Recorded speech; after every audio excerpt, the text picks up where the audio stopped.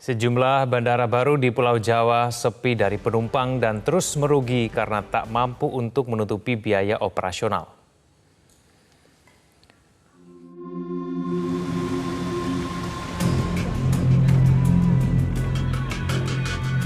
Akibat sepinya penumpang, hingga kini Bandara Wiryadinata Tasikmalaya tidak melayani penerbangan.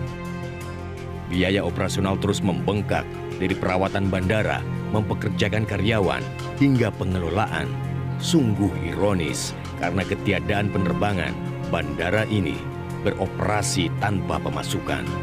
Walau demikian, menurut Dinas Perhubungan Kota Tasikmalaya, tidak adanya penerbangan di Bandara Wiryadinata karena maskapai kekurangan armada untuk pesawat jenis propeller. Pertemuan dengan para direktur maskapai, dengan badan penyelamat. Jadi memang alasan-alasan para direktur baik Wing, Citylink itu memang permasalahannya yang tadi, kekurangan pesawat. Dalam Peraturan Menteri Perhubungan Nomor 69 Tahun 2013, ditetapkan jarak antar bandara untuk Pulau Jawa radius 200 km. Namun, tanpa disadari, pemerintah melanggar peraturan yang dibuatnya. Ada peraturan pemerintah, ada peraturan perundang-undangannya, ada peraturan menterinya yang menyatakan jarak dari satu bandara ke bandara lain itu di Jawa 100 km. Tapi yang paling terjadi misalnya Cilacap pada bandara, Purbalingga ada bandara itu jaraknya 65 kilo. Kenapa dibangun? Pemerintah harus tanggung jawab. Kenapa dibangun? Banyak dan itu terjadi. Tetapi dilanggar karena urusan politik. Apakah ada tokoh di situ yang mau diangkat, oh ini partai ini nggak bisa. Kalau udah begitu nggak bisa. Bandara lainnya hanya berjarak 172 km dari Tasikmalaya. Bandara Jenderal Besar Sudirman di Purbalingga diresmikan pada tanggal 21 Juni 2021. Lagi-lagi nasibnya tak jauh beda dengan Bandara Wiryadinata. Bandara ini tercatat hanya melakukan penerbangan sebanyak 12 kali. Saat itu juga Wings Air, Pondok Cabe, Purbalingga juga mencoba penerbangan 2 kali. Tapi memang demandnya cukup rendah pada saat itu, sehingga mereka membatalkan penerbangan. Lalu pemerintah Barimas Raya, Purbalingga, Banyumas, lalu ada Wonosobo, Pemalang, sama Banjarnegara melaksanakan penerbangan block seat pada saat itu.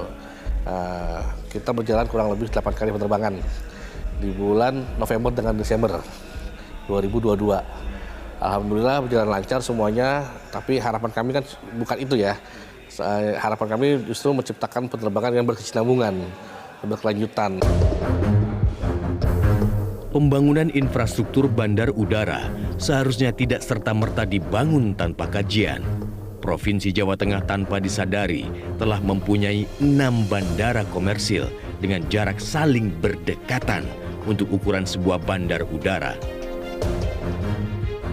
Tidak bisa disangkal, maskapai undur diri dari sebuah bandara karena sepi penumpang. Secara bisnis, perusahaan penerbangan tak mau merugi. Maskapai selalu mengincar rute penerbangan yang dianggap manis atau bandara dengan potensi lalu lintas udara yang padat. Kalau bicara tentang bandara mangkrak ya,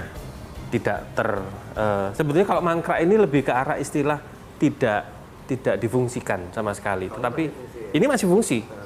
Tetapi kalau bisa dikatakan mungkin tidak maksimal, mungkin karena penumpangnya sedikit dan segala macam, istilahnya maskapai ada kemudian menghilang, Ini lebih kepada mungkin maskapai sendiri juga melihat bahwa ini bukan rute yang manis untuk mereka jalankan. Entah apa motivasinya waktu mereka mulai menjalankan seperti itu, saya juga nggak tahu. Jadi intinya kembali lagi, maskapai mau membuka nggak? Kalau maskapai mau membuka jalurnya, siapa yang mau menanggung? Deretan bandara sepi seharusnya dibangun dengan kajian profesional. Bisa jadi mega proyek tersebut hanya dinilai sebagai prestasi politik.